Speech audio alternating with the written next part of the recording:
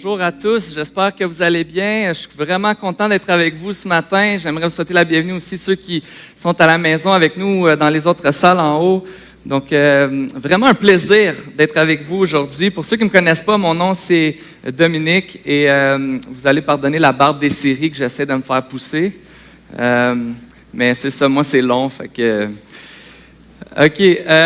Donc, ce matin, on va continuer notre série de discours dans le livre des Actes, notre série Envoyés, où on est témoin de la naissance de l'Église, une naissance miraculeuse, et on voit comment cette Église-là a pris forme, et on s'imagine aussi comment elle a pu se rendre jusqu'à nous aujourd'hui, qui formons encore l'Église. Il y a quelques années, pendant notre voyage annuel de J'aime mon voisin, JB Cadeau, vous avez entendu différents noms, mais pendant notre voyage annuel avec les adolescents, en fait, on passait une semaine dans une autre ville du Québec, puis une semaine ici à Gatineau. Et il y a eu une discussion intéressante que j'ai eue avec un de nos ados qui me disait à l'époque, il dit, c'était vraiment bon pour moi cette année de faire J'aime mon voisin, de pouvoir, qu'est-ce qu'on faisait avec J'aime mon voisin, en fait, c'est qu'on allait dans la communauté, puis on aidait les gens qui étaient dans le besoin, on aidait des gens de notre Église à rentrer en connexion, en communauté avec leurs voisins. On aidait les gens, soit à couper du gazon, laver des fenêtres, faire de la peinture, toutes sortes de besoins qu'on faisait. Puis avec ce temps-là, avec les jeunes, on leur enseignait à vivre selon leur identité en Jésus. Comme, qu'est-ce que ça change d'être chrétien? Qu'est-ce que ça fait d'être un enfant de Dieu? Et pendant la semaine, on avait des études bibliques, on formait les jeunes et l'après-midi, le soir, on allait sur le terrain puis on aimait tout simplement les gens de la communauté. Et je me souviens toujours d'une petite discussion que j'ai eue avec un des jeunes à un moment donné qui a grandi dans l'Église, qui est encore ici parmi nous, puis qui me disait à un moment donné, il dit, en faisant ce mouvement jeunesse, J'aime mon voisin, il dit, j'ai vraiment appris que je pouvais aider les gens autour de moi, que je pouvais être une bénédiction pour les gens autour de moi. J'ai appris comment je pouvais rentrer en contact avec mes voisins, avec mes amis à l'école, avec des gens dans la communauté. Et souvent, on ne s'en rend pas compte et c'est tellement une bénédiction. Moi-même, j'ai grandi dans l'Église. J'avais 3 ans quand mes parents sont venus à l'Église la première fois. Et j'ai grandi à l'Église depuis ce temps-là. Et c'est tellement une bénédiction d'être une famille, de pouvoir connaître tellement de gens, de pouvoir connecter les uns avec les autres. Et bien souvent, moi, plus tard, je me suis rendu compte que j'avais comme ma famille, mes amis, mon Église, mais c'était plus difficile pour moi de connecter avec les gens à l'extérieur de cette bulle familiale-là, si on veut, qui était l'Église. Et j'avais vraiment été marqué par ce jeune homme qui disait « Hey, là maintenant j'ai goûté, je sais que je peux venir en aide aux gens autour de moi, je peux faire du bien autour de moi. » Une question qu'on peut se poser parfois, c'est est-ce qu'on doit mettre en opposition faire du bien aux autres, aller aider notre prochain? On a entendu tellement parler dans les dernières semaines des opportunités d'entraide qu'on veut faire dans la communauté. Est-ce qu'on doit mettre en opposition faire du bien aux autres avec partager notre foi, partager l'Évangile? En d'autres mots, est-ce que ça doit toujours être un ou l'autre, ou on ne peut pas faire un sans l'autre, où l'Église devrait simplement se concentrer sur un, mais l'autre, laisser ça aux autres? Souvent des questions, des discussions qu'on a les uns avec les autres, que peut-être que vous avez eues autour d'une table ou en discutant avec des amis ou des réflexions que vous avez eues au courant des années.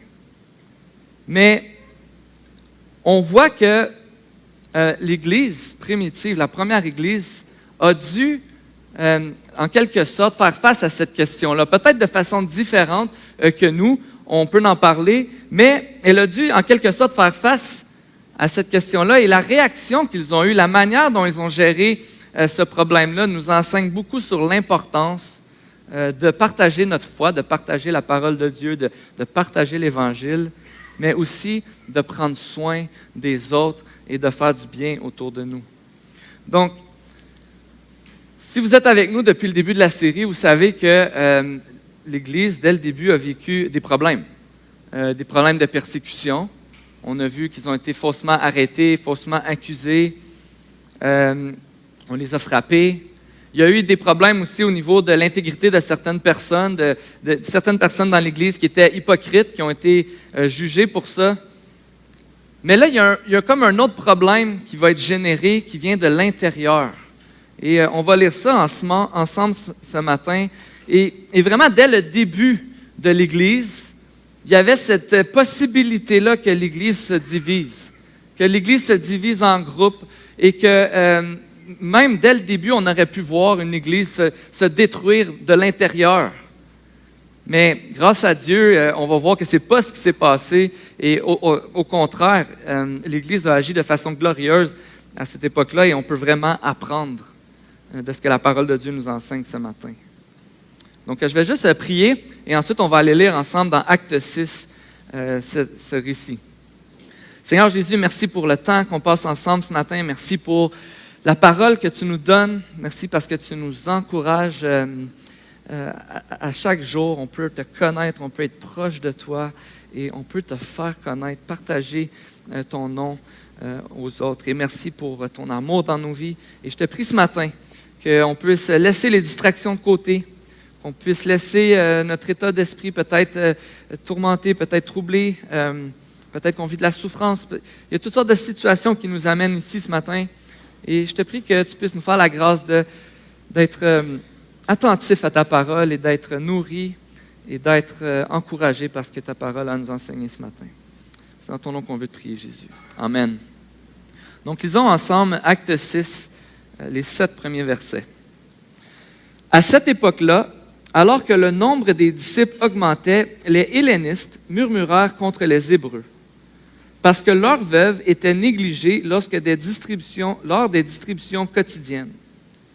Les 12 convoquèrent l'assemblée des disciples et dirent, « Il ne convient pas que nous délaissions la parole de Dieu pour servir aux tables. C'est pourquoi, frères et sœurs, choisissez parmi vous 7 hommes, de qui l'on rende un bon témoignage, remplis de l'Esprit Saint et de sagesse. Et nous les chargerons de ce travail. Quant à nous, nous continuerons à nous consacrer à la prière et au ministère de la parole. » Cette proposition plut à toute l'assemblée.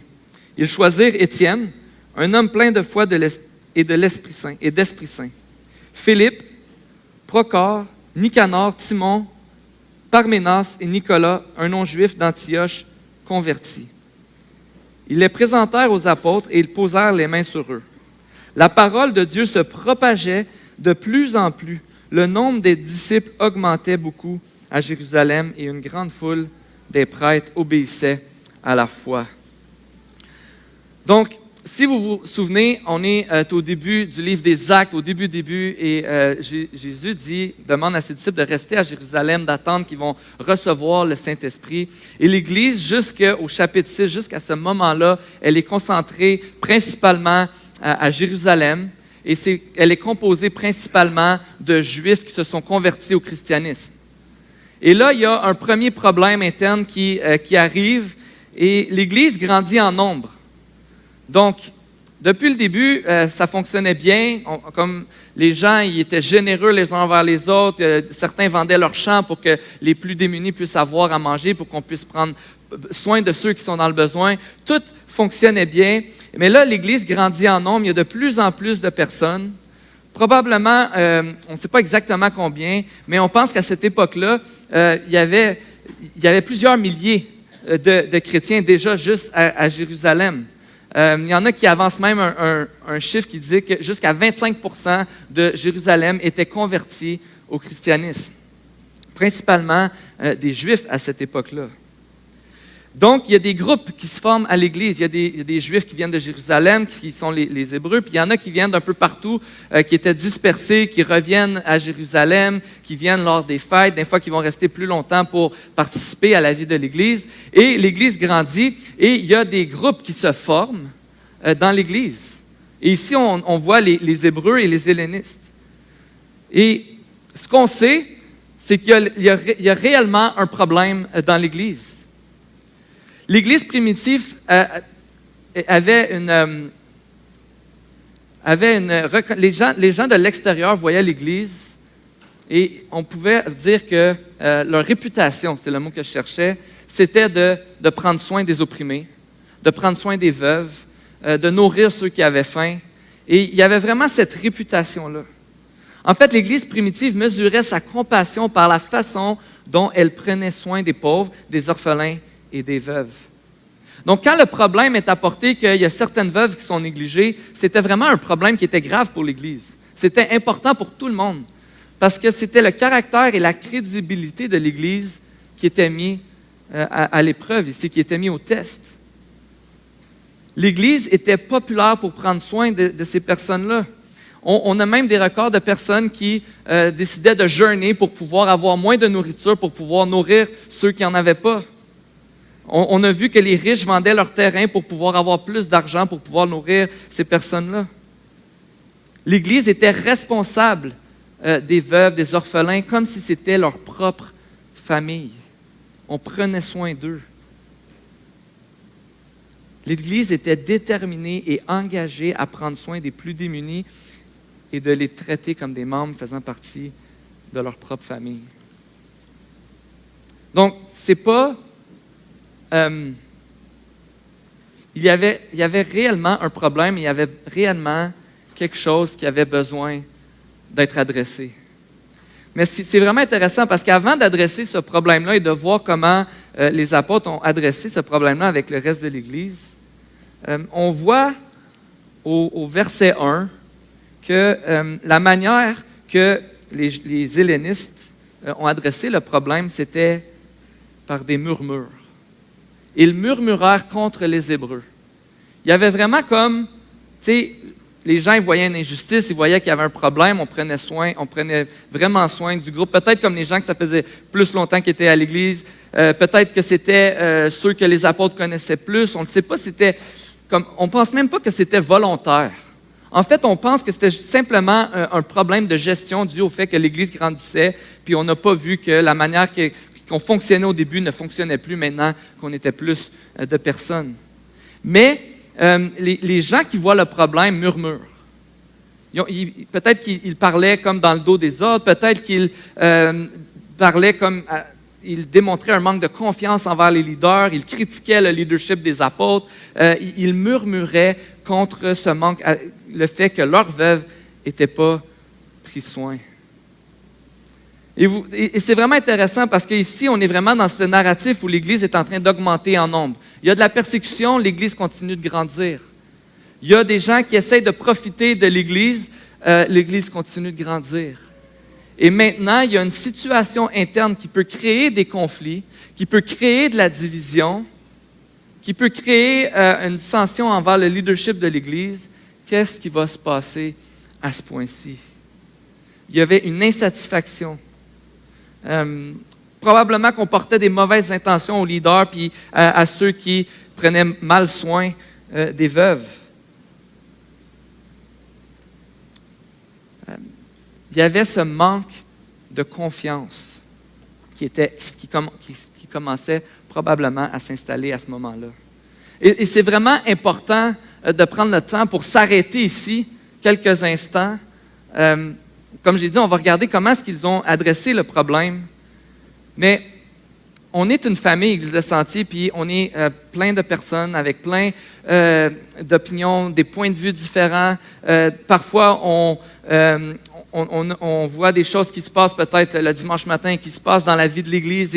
Et c'est facile de regarder des fois de l'extérieur et de regarder un groupe, de regarder des gens, de regarder le leadership et de se faire des idées. On est bon, puis moi, je suis le premier à être bon pour pouvoir se faire des idées dans ces moments-là.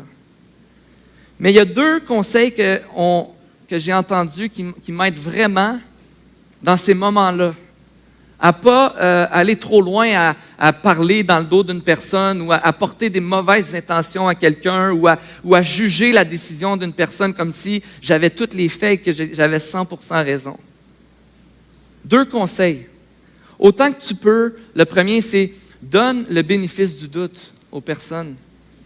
Autant que tu peux. Ça, c'est comme une disposition de cœur.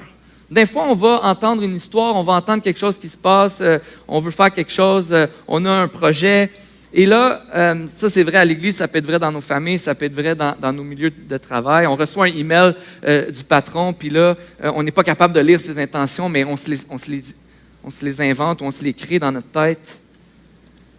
Quand tu pars du fait que hey, je vais donner le bénéfice du doute à la personne, c'est bon aussi dans les conflits dans le mariage.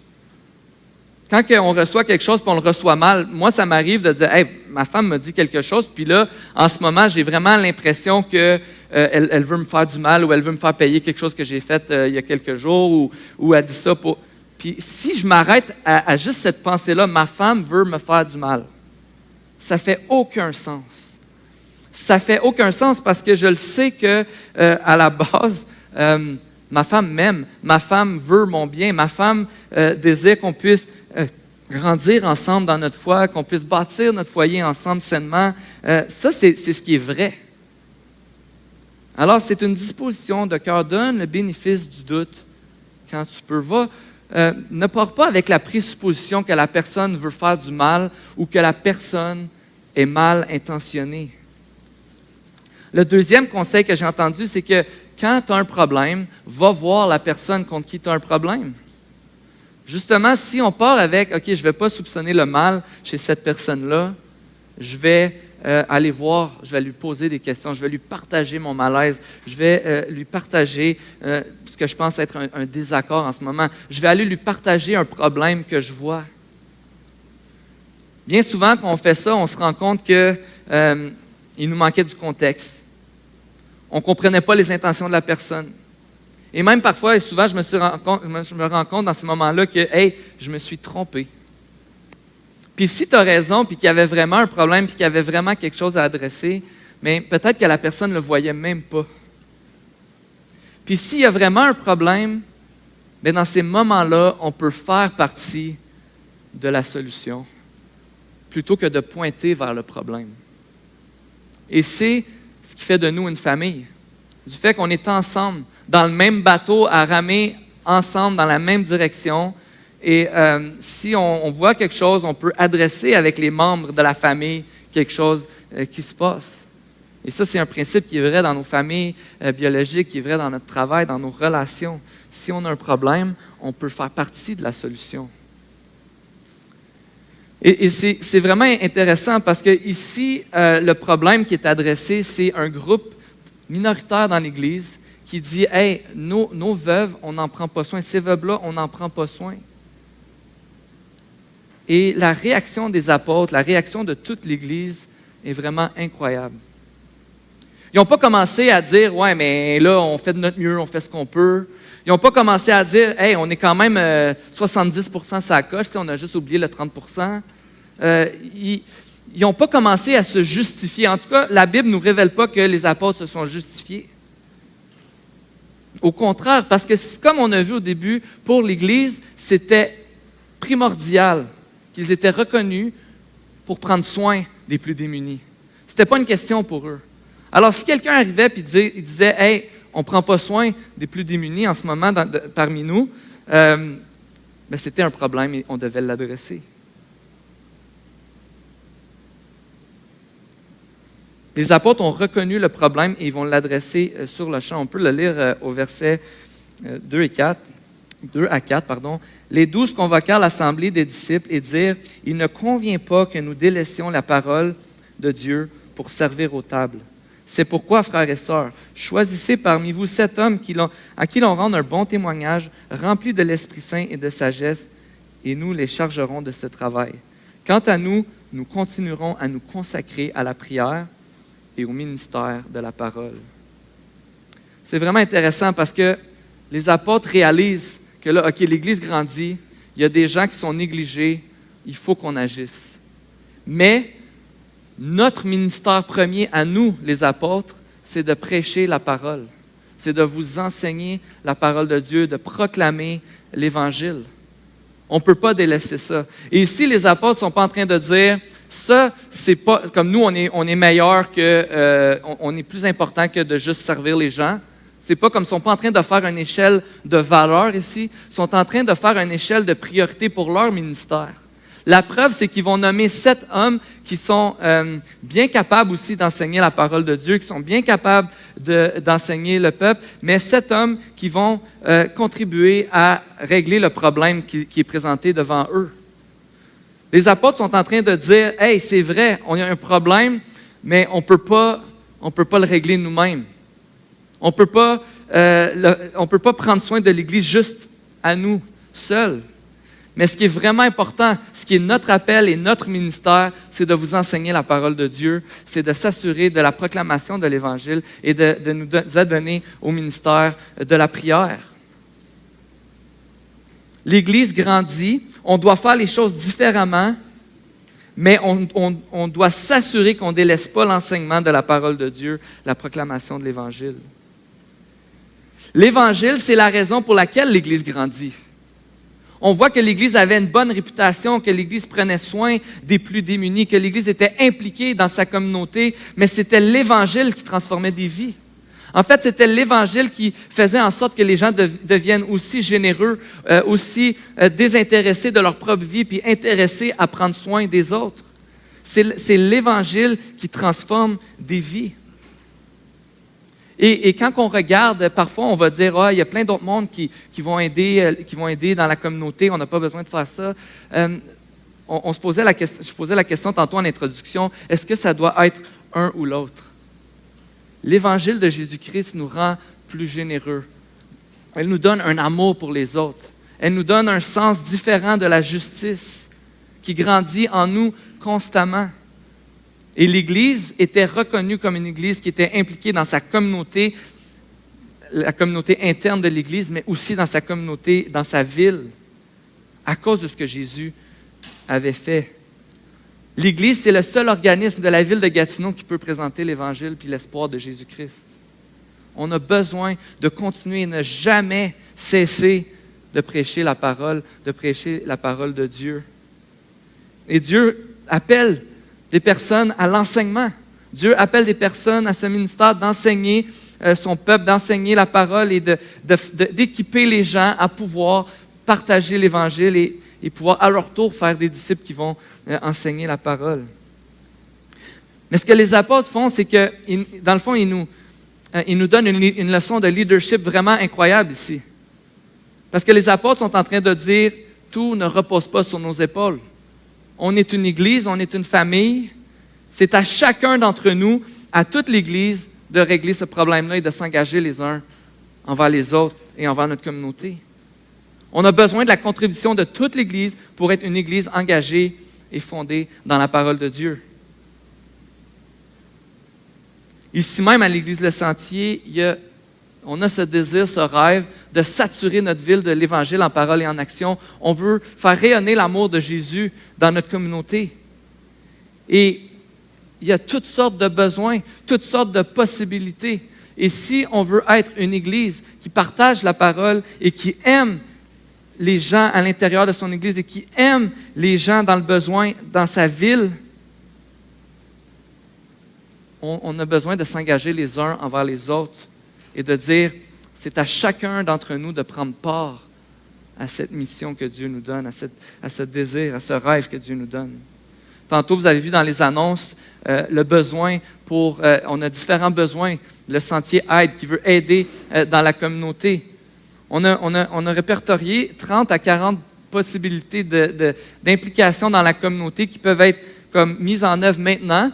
Puis il y a quelques semaines, on a eu une discussion avec certains membres de l'Église qui sont venus comme partager leurs idées, qui sont venus partager comment on pouvait aider la communauté, comment on pouvait s'impliquer dans la communauté. Puis il y a plein d'idées qui sont sorties. Et on peut contribuer et servir ensemble. On a un ministère pour enfants ici, ce désir de servir nos enfants, la zone enfant, de former ce désir de connaître Jésus et d'aimer Jésus chez nos enfants. Et on est une famille, la semaine passée, à la fête des pères, on a prié pour ces familles qui voulaient s'engager à élever leurs enfants dans la parole de Dieu et qui demandaient à l'Église de les accompagner dans ce travail-là qu'ils avaient à faire. Et En septembre, on veut réouvrir la zone enfant comme on l'a eu pendant plusieurs années et on aura besoin de plusieurs d'entre vous, d'entre nous, qui vont s'engager à enseigner nos enfants pour que nos enfants puissent aimer et connaître Jésus.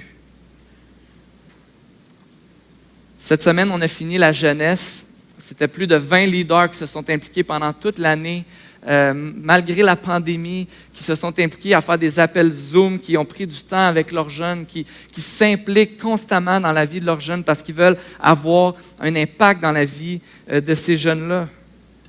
Notre Église est une Église qui prend soin des nouveaux arrivants qui cognent à notre porte. Plusieurs témoignages que j'ai entendus au cours des années de personnes qui sont arrivées ici, qui avaient presque rien, puis notre Église a accompagné ces familles-là à s'installer ici, au Canada. On est une Église qui veut prendre soin des gens. Il y a toutes sortes de besoins. On peut penser à nos groupes maison, nos groupes connexion, nos célébrations du dimanche, l'équipe technique, l'équipe de louange qui permettent qu'on puisse adorer Dieu ensemble, mais que aussi, maintenant, depuis 15 mois, que la ville entière et encore plus loin puisse entendre la parole de Dieu à tous les dimanches. Toutes sortes de ministères et d'implications, des besoins qu'on a les uns envers les autres et pour notre communauté. Pour que l'Église Le Sentier soit une bonne nouvelle et partage la bonne nouvelle de Jésus dans sa ville et dans la vie des personnes qui font partie de sa communauté, on a besoin de la participation de tous et chacun. C'est à nous ce matin de se demander, c'est quoi le temps que Dieu veut que je lui donne, l'argent que Dieu veut que je lui donne, les dons que Dieu veut que je lui donne pour contribuer à son œuvre, pour m'engager. C'est à l'Église au grand complet de participer à la vie de l'Église et à contribuer à ce rêve de saturer notre ville et d'influencer la francophonie.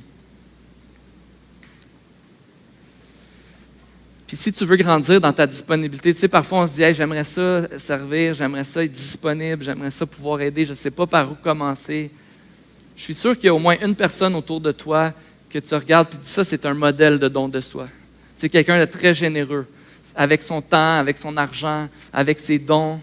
C'est quelqu'un qui aide avec le peu qu'elle a. Je suis sûr qu'il y a des gens autour de toi qui t'inspirent. Va voir cette personne-là. Demande-lui de te parler de son implication puis comment toi tu pourrais participer à ça.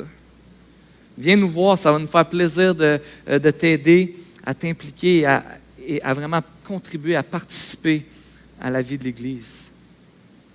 C'est vraiment intéressant parce qu'on a ce modèle il y a un problème dans l'Église et on adresse le problème. On adresse le problème et on dit ça prend la contribution de tout le monde. L'Église est un modèle d'unité. L'Église est un modèle de regroupement qui s'unit ensemble, qui se voit comme une famille, qui dit OK, on a un problème, c'est peut-être inconfortable en ce moment, il y en a qui ne sont pas contents, on va adresser le problème. Et la manière que le problème a été adressé, c'est quand même assez surprenant, mais les 7 personnes qui ont été nommés pour prendre soin des veuves, les 7 font partie de la minorité qui n'était pas pris soin. Et l'Église a accepté ça haut les mains. Il se réjouissait de cette décision-là parce que dans le fond, il était en train d'adresser le problème, le vrai problème qui était en ce moment, on néglige des personnes. On est une famille, on peut se faire confiance. Ils n'ont pas comme fait une espèce de calcul de dire on va en prendre 3 de ce groupe-là, 3 de ce groupe-là, un qui n'est pas de ce groupe-là pour être sûr qu'on soit impartial. Puis non, ils n'ont justement pas soupçonné le mal les uns chez les autres. Au contraire, ils ont trouvé des gens qui étaient remplis de l'esprit, remplis de sagesse, qui avaient un bon témoignage et ils étaient convaincus que ces gens-là allaient prendre soin des veuves. Quel exemple d'unité qui s'unit derrière le besoin, ce besoin de contribuer à prendre soin et à partager la parole. Ce matin, j'aimerais te demander, Église Le Sentier, est-ce que tu es excité de faire partie de cette Église? Est-ce que tu reconnais l'Église Le Sentier comme ton Église? Puis est-ce que tu comprends que tu fais partie de la mission de Dieu? De réconcilier le monde avec lui, de partager l'amour de Jésus aux autres et de s'encourager les uns les autres, de prendre soin de ceux qui sont dans le besoin. on est une famille appelée ensemble à saturer notre ville. Je vais inviter l'équipe de louange à s'avancer. Peut-être que ce matin, tu veux te poser la question, c'est quoi ma place dans l'Église? Ça fait peut-être que tu écoutes ça ce matin puis tu te sens déconnecté parce que ça fait quelques mois que tu n'es pas venu ici ou tu n'as pas regardé régulièrement les célébrations le dimanche. Ça fait longtemps que tu n'as pas vu des gens de l'Église. C'est le temps de se poser cette question ce matin. C'est quoi ta place dans l'Église? Une chose qui est certaine, c'est qu'à cause de Jésus qui a donné sa vie pour toi, à cause de Jésus qui a donné sa vie pour nous, qui est mort à la croix pour nous, notre place est dans l'Église. Il y a une place pour toi dans l'Église. Tu fais partie de la famille de Dieu. Et ça, on le répète, puis on le dit si souvent que ce n'est pas par tes actions, ce n'est pas par comment tu es performant ou performante, mais c'est par le sacrifice de Jésus à la croix. Ta place est dans l'Église, dans cette famille. Mais tu peux te poser cette question-là. Comment puis-je contribuer à la mission de Dieu? Comment puis-je contribuer à faire une différence? À participer à ce rêve de saturer notre ville. Je t'appelle ce matin à réfléchir à cette question, à venir nous voir, à nous écrire un texto, dire hey, j'aimerais ça contribuer, j'aimerais ça participer. On veut t'aider à connecter puis à trouver ta place dans l'Église. J'aimerais remercier et je suis reconnaissant. Je préparais ce message et j'ai eu cette pensée qu'il y a tellement de gens généreux autour de moi dans ma vie, de gens qui aiment autour de moi dans cette Église. J'aimerais te remercier, toi qui es un leader dans l'ombre, qui fait le ménage, qui aide quelqu'un que personne ne sait que tu aides, qui donne une partie de ce que Dieu t'a donné pour aimer et contribuer. La semaine passée, il y a quelques semaines, j'aidais l'équipe dans Pointe-Gatineau pour la distribution de nourriture. Puis il y a une dame qui est arrivée, puis elle nous a simplement dit « Je ne sais pas c'est quoi ici, expliquez-moi. » Et on lui a expliqué qu'est-ce qui se passait, qu'on donnait de la nourriture pour les gens qui étaient dans le besoin. Et cette dame elle nous dit « Ben moi, le Saint-Esprit me dit de venir ici. Je vous ai vu et je veux faire un don. Je veux donner parce que vous nourrissez les gens qui sont dans le besoin. Je veux te remercier, toi qui est un exemple d'amour, parce que peut-être que je sais que tu ne le fais pas pour avoir le spotlight, puis que tu veux donner tout le spotlight à Jésus, et ça, c'est la meilleure attitude, mais je veux célébrer qu'ici, à l'Église Le Sentier, il y a tellement de gens qui aiment et qui prennent soin. Il y a tellement de gens qui s'investissent dans la vie de d'autres personnes, puis qui contribuent à leur croissance. On est une Église qui aime et on veut continuer, on veut pas s'arrêter là. On veut être déterminé à faire du bien et à partager l'Évangile. Et si tu te demandes comment est-ce que je peux faire ça, ben je t'invite à aller sur notre site Internet. On a une section sur notre site Internet qui s'appelle « Vivre au rythme du quotidien », qui donne des idées de comment est-ce que je peux rentrer en contact avec des gens, comment je peux bénir des gens, comment je peux, juste peut-être dans ton voisinage, avec tes voisins, dans ton quartier, être une bénédiction pour les gens autour de nous. Remercions Dieu parce que Dieu nous appelle à l'unité, puis on voit que l'unité, elle est possible même quand on vit des problèmes, même quand on a des divergences d'opinion, même quand on doit adresser les problèmes. Soyons encouragés parce que le Seigneur n'abandonne pas son Église et on peut être une Église active pour la gloire de Dieu, qui aime son prochain. Soyons zélés à aimer Dieu et à aimer notre prochain. Même quand des fois ça nous fait mal. Soyons zélés à aimer Dieu et à aimer notre prochain. On va prier ensemble. Seigneur Jésus, merci pour ton amour. Merci pour ta présence. Seigneur, je te prie que tu puisses continuer de faire grandir un climat de confiance dans cette Église. Que malgré que parfois on peut avoir des objections ou des questionnements, peut-être que des fois on est guetté par l'amertume ou la colère ou le doute. Seigneur, brise ces sentiments qui peuvent amener la division dans l'Église, mais bâtis l'amour qu'on a les uns pour les autres, comme tu l'as fait depuis tellement d'années ici au Sentier. Je te prie qu'on puisse être déterminé à être une Église qui fait le bien et qui prêche la parole et qu'on puisse s'unir là, ensemble, dans cette action-là, dans ce travail-là que tu nous donnes. Qu'on puisse s'aimer et s'accueillir dans nos différences, mais qu'on puisse s'unir à faire du bien et à partager l'Évangile. Et que si on n'est pas là en ce moment, mais qu'on puisse le confesser et vraiment être une Église déterminée dans l'unité, à faire le bien et à partager l'Évangile. Seigneur Jésus, garde-nous et prends soin de nous et utilise-nous. Et merci pour ta parole et pour ta grâce envers nous. On t'aime, Jésus, et merci pour ton Église. Amen.